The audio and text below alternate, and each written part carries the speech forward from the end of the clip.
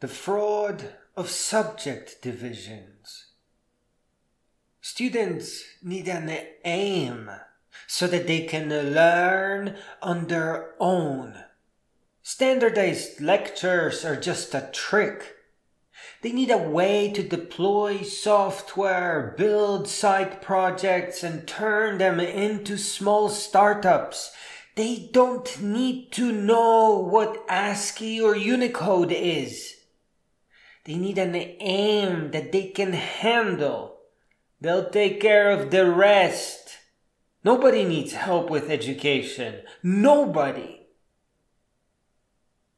Subject divisions artificially prolong education, probably to maximize profits. And if not that, then just out of sheer incompetence. And they are a way to control and limit what the teachers do by setting the topic. If you think I am wrong, I understand.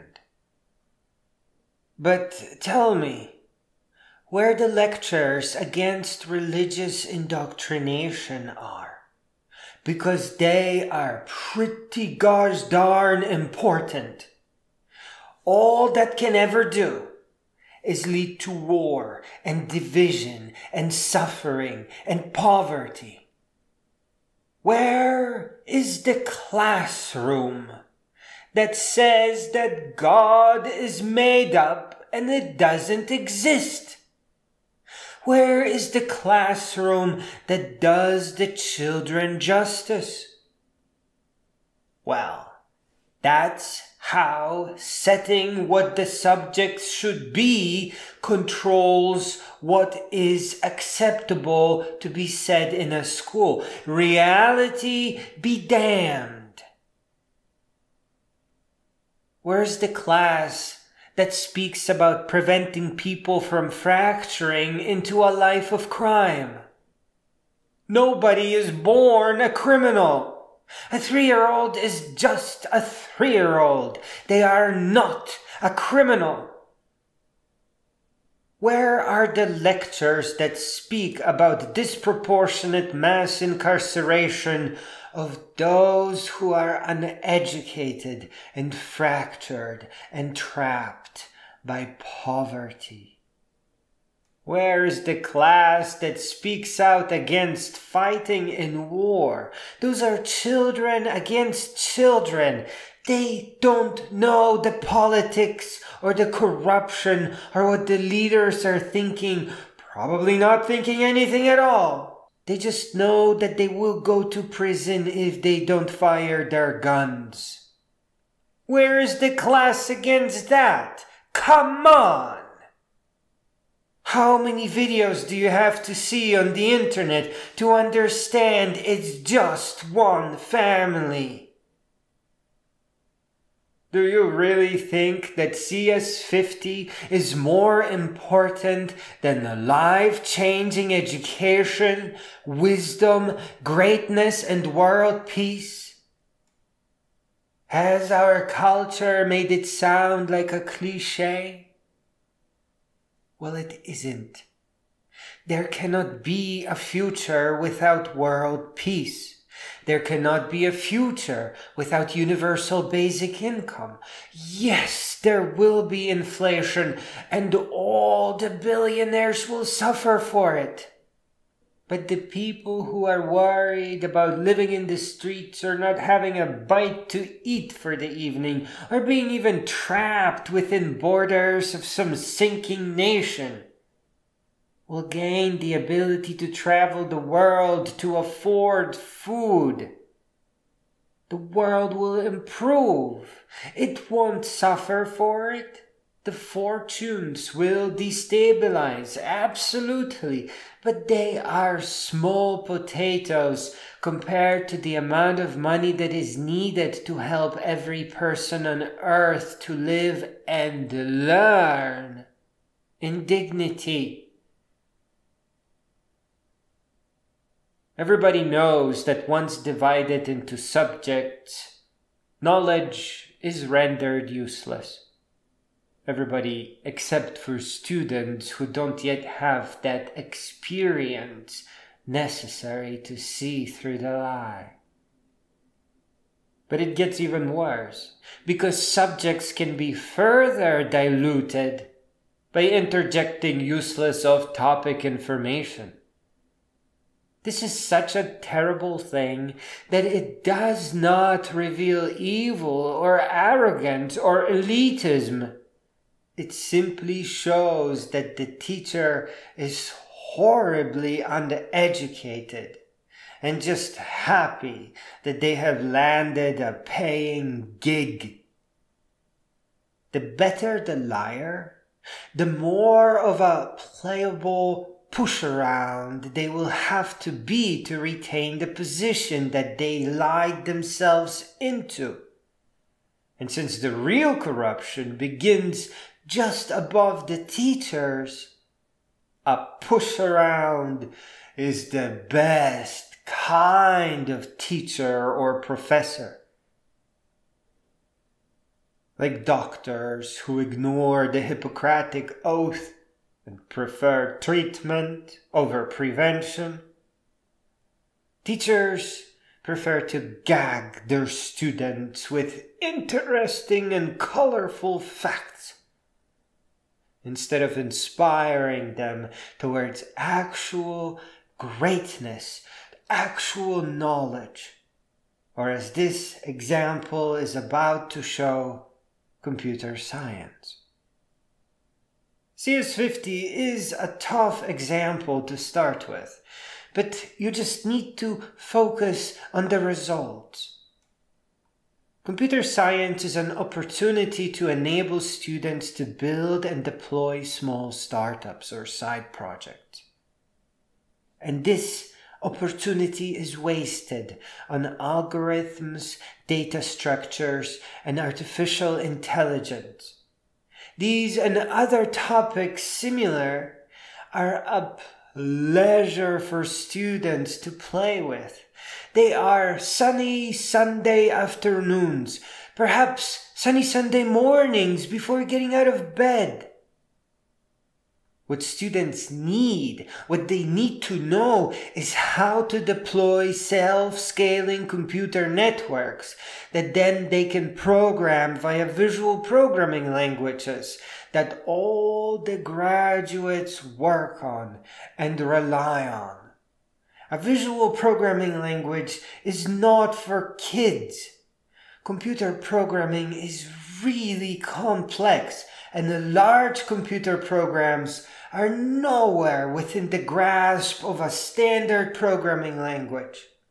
They are just outside of it. Visual programming languages are not the training wheels to a bicycle.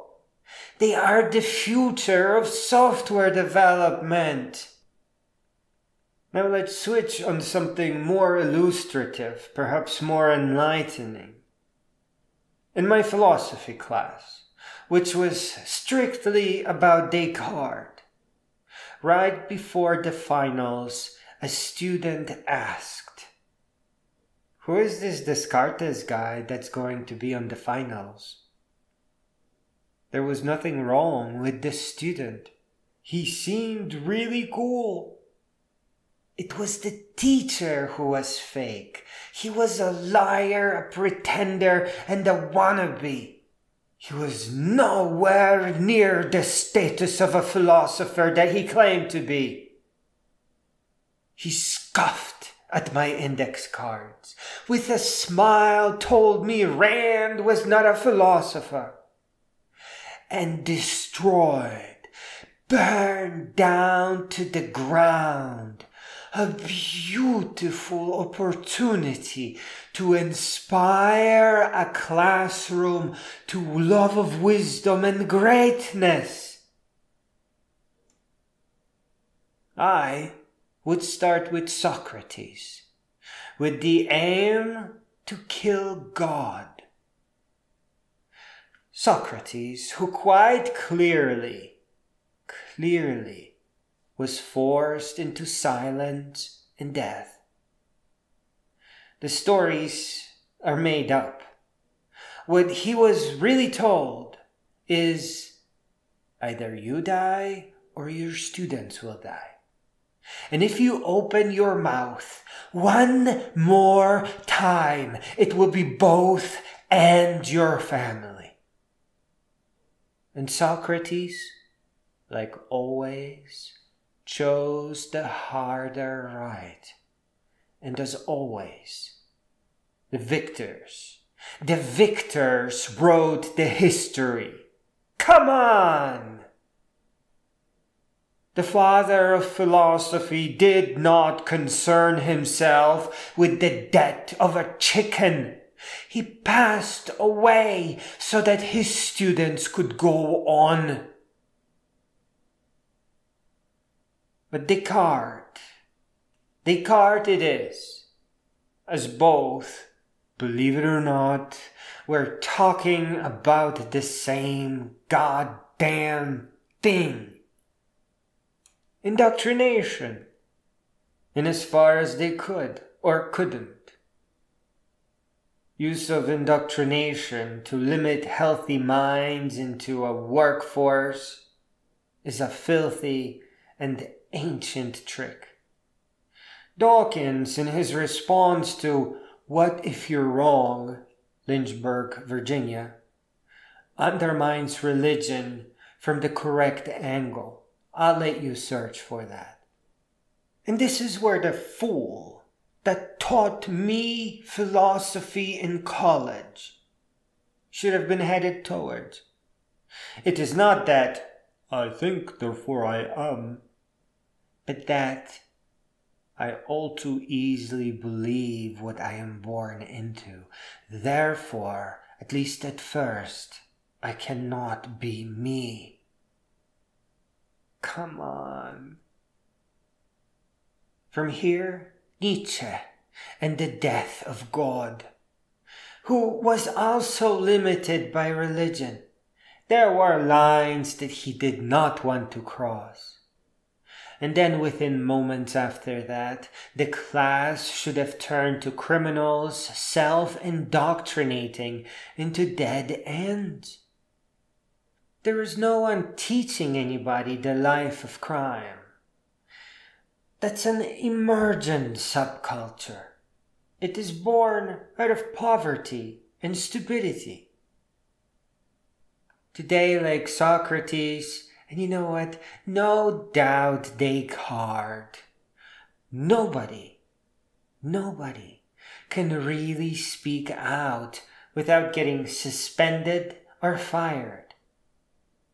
The class should have concluded with a classroom of angry kids having for the first time in their lives seen a bigger picture.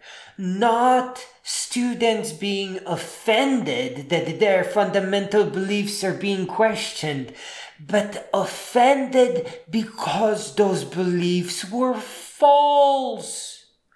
That's what real education is about. Clarity, love of wisdom, love of reality, an adventure towards greatness. Not political or what it really is, religious correctness. Poverty, war, indoctrination, mutually assured destruction is an insult. It is a terrible thing that we are stained with. And the words philosophy class in today's schools are an oxymoron. Because if it was real philosophy, it would cease being a class, for it would lack a teacher.